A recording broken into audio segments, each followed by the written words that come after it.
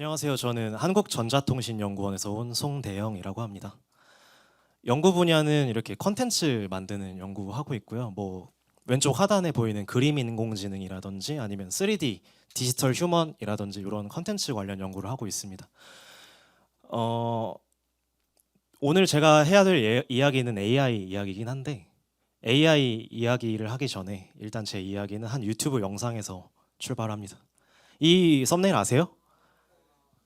굉장히 유명한 영상인데 쿠르즈 게작트 이너 너시엘이라는 유튜버가 한국은 끝났다라고 영상을 올렸거든요. 요게 조회수가 1000만이 넘어요. 엄청나게 많이 보고 댓글창을 한번 열어보면 굉장히 한국 사람들의 공감을 많이 받았어요.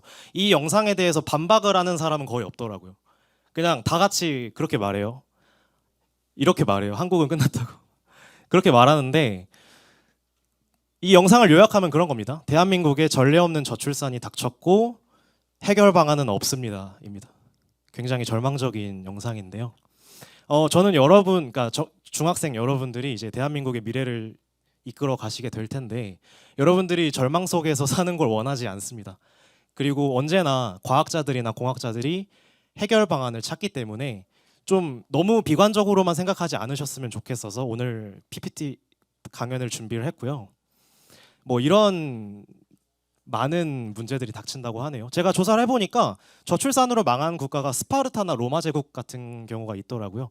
그러니까 정확히는 여기 보시면은 오른쪽 하단에 노인분들 인구수가 굉장히 많아지잖아요. 그래서 나라의 위기가 닥친다. 요렇게 되는데 사실 우리 모두의 이야기입니다. 여러분하고 저하고 이제 나이 차이가 한 10년 좀 더 날 텐데 그런 거죠. 2040년이 되면 우리가 만약에 200만 원을 번다 하면은 그 중에 한 반을 나라에 내야 되는 100만 원을 세금으로 내야 되는 그런 미래가 찾아올 것이다. 굉장히 비관적인 영상이죠. 과거에 인구 문제 있었냐? 좀 조사를 해보니까 이거하고 정확히 반대되는 인구 경고가 있었어요. 그러니까 18세기죠. 18세기 영국의 경제학자 토마스 멜서스가 멜서스 트랩이라는 경제학 가설을 발표를 했는데요. 이게 뭐냐면 굉장히 단순한 건데 인간이 생산하는 자원 생산량, 뭐 예를 들면 식량이 있죠, 식량. 그런 게 산술급수적으로 되게 완만하게 늘어나는데 인구는 굉장히 기하급수적으로 빠르게 늘어나기 때문에 이 인구를 감당할 수 없다가 멜서스 트랩의 요지입니다. 합리적이죠? 그 당시에는 이렇게 경고를 했었어요. 지금 저출산 경고를 하는 것처럼 마치. 어떻게 해결했을까요? 혹시 아는 학생 있나요? 어떻게 했을 것 같으세요? 어떻게 아세요? 그렇습니다. 굉장히 똑똑한 학생이에요. 그 독일의 프리츠 하버라는 화학자가 계시는데 이분이 하버 보슈법이라는 인공비료 합성법을 만들어서 식량 생산량을 굉장히 끌어올렸고요. 그 다음에 증기기관으로 대표되는 산업혁명이 일어나서 생산성이 대폭 늘어나서 인류가 멜서스 트랩을 극복할 수 있게 됐죠. 마찬가지로 제 생각에는 이게 2060년 인구 피라미드인데 그러면 기술로 아래에 있는 그 노동력을 좀 끌어올리면 되지 않을까가 오늘 강연의 요지가 되겠고요. 이제 AI 얘기를 좀 넘어가 볼 텐데요. 그게 가능한지를 좀 봐야겠죠. 그 개발자들이나 연구원들이 어떤 최신 트렌드를 따라잡을 때 보는 것 중에 하나가 컨퍼런스예요. 컨퍼런스인데 여기 GTC 2025라고 저번 달에 그래픽 카드 테크놀로지 컨퍼런스 요걸 했어요. 보면은 AI 발달 단계를 이렇게 네 가지로 구분을 했습니다. 잘 안 보이실 수 있는데 하나씩 보면 퍼셉션, 인식 AI, 제너레이티브, 생성 AI, 에이전틱 AI, 에이전트 AI, 피지컬 AI, 아까 말씀하셨던 피지컬 AI, 그러니까 로봇을 움직이는 AI 이렇게 분류를 했습니다.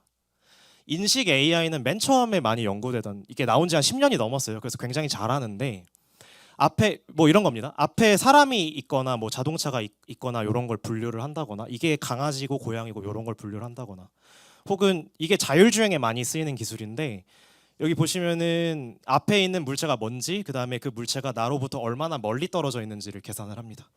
그래서 자동차 운전도 하고 여러 군데에 쓰이죠.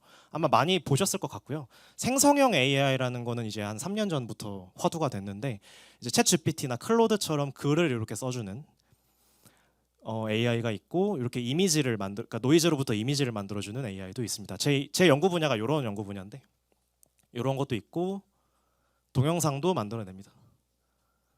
이렇게 그림 명화도 움직이게 할 수 있어요. 다 제가 직접 만든 건데 여기는 이제 오른쪽에 있는 건 알파폴드라고 해서 단백질 분자 구조 찾는 AI죠. 생성형 AI로 하고 뭐 제약 분야나 생물학 분야에 많이 도움을 줍니다. 이게 좀 이례적인 게 원래 노벨 화학상은 화학자한테 주는데 작년 노벨 화학상은 인공지능 컴퓨터 과학자한테 줬습니다. 요거를 개발한 공로로요. 뭐 여기까지는 많이 보셨을 것 같고요. 에이전트 AI라는 게 또 나왔어요. 저번 달에 이제 그 컨퍼런스에서 이렇게 짚어주셨는데 에이전트 AI가 뭐냐? 생성형 AI까지는 다들 잘 아시잖아요.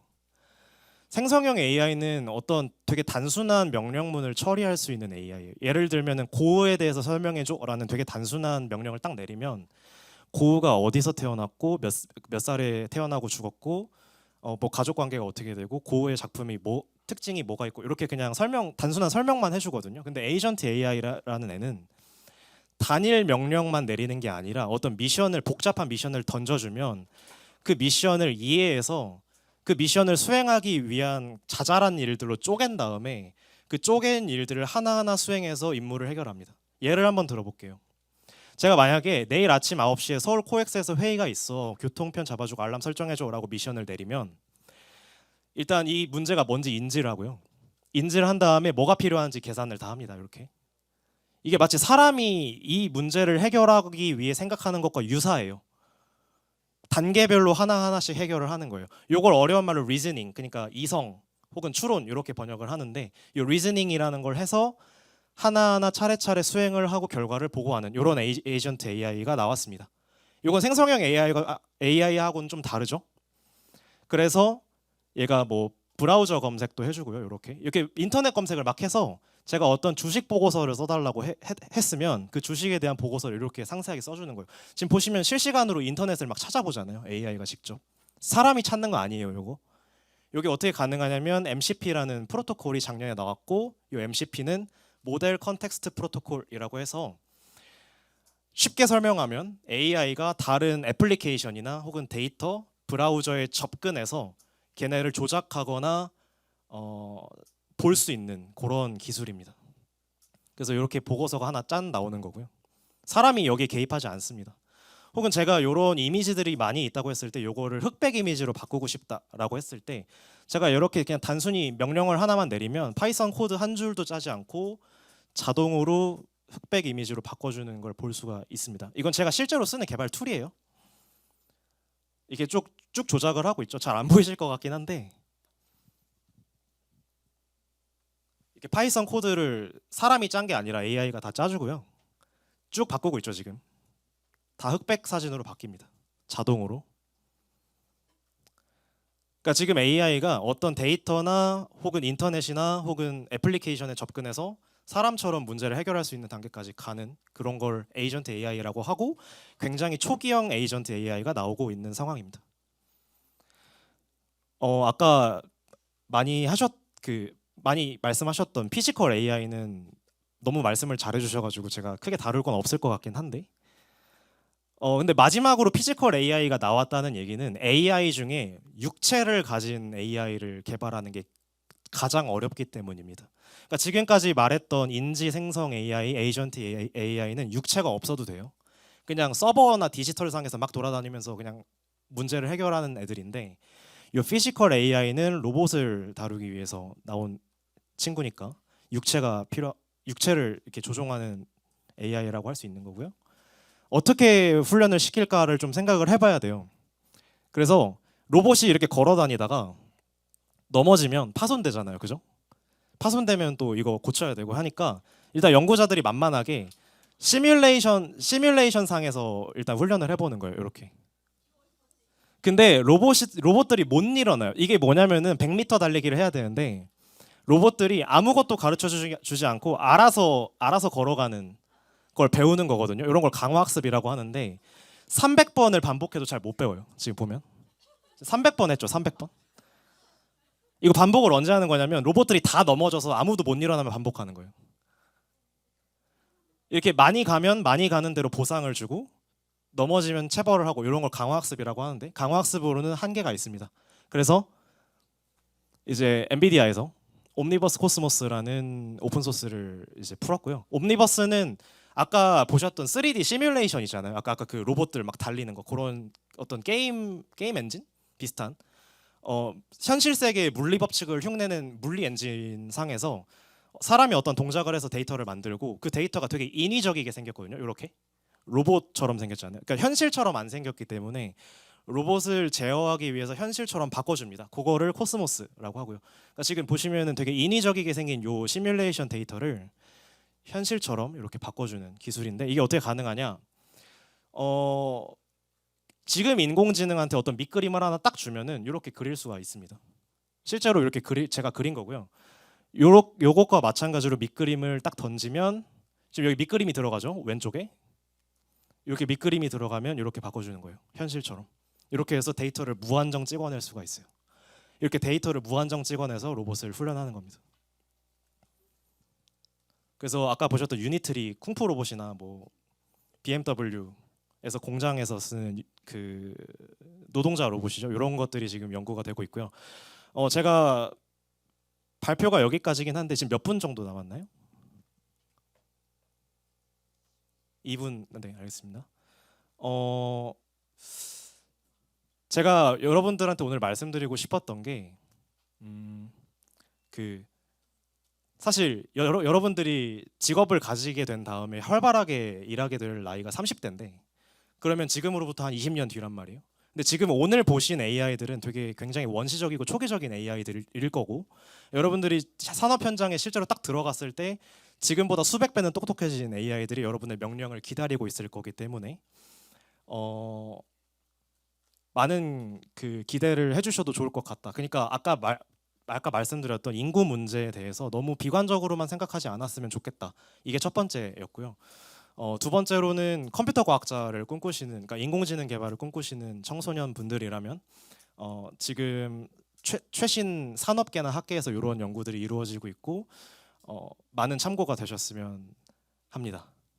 네, 2분 남았으니까 그냥 끝까지 좀 볼게요.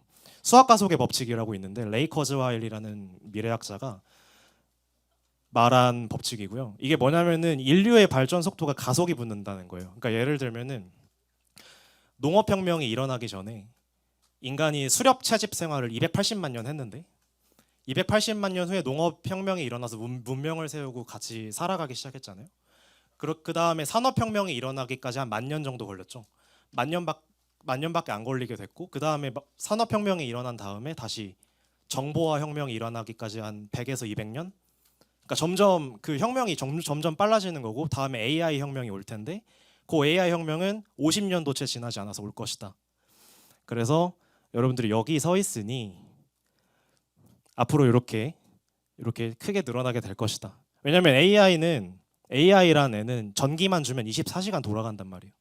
얘네가 쉬지 않아요. 그러니까 쉴 필요가 없이 그냥 계속 돌아가기 때문에 아주 기하급수적으로 발전하게 될 거고요.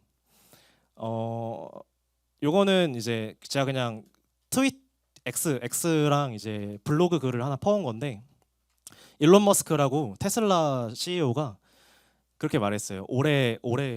작년 12월 말에 2025년 말까지는 AI가 개별 인간의 지능을 초월할 가능성이 점점 커지고 있다.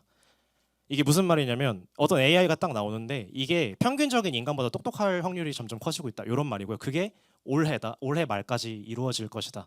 이렇게 예측을 하고 있고 2027년, 28년까지는 전체의 지능을 넘어설지도 모른다. 그러니까 지구상에 70억 인구가 있는데 어떤 AI가 딱 나오면 그 70억 인구의 모든 사람보다 똑똑하다는 얘기예요. 2030년까지 AI가 인류 전체 지능을 능가할 확률이 거의 100%에 가깝다. 이렇게 말을 하고 있는. 그러니까 굉장히 빠른 속도로 AI가 발달하고 있기 때문에 지금 수준으로는 생각하지 마시고 한번 진로를 생각해 보시면 어떨까 이렇게 생각하고 있습니다. 네, 여기까지 발표하겠습니다. 감사합니다.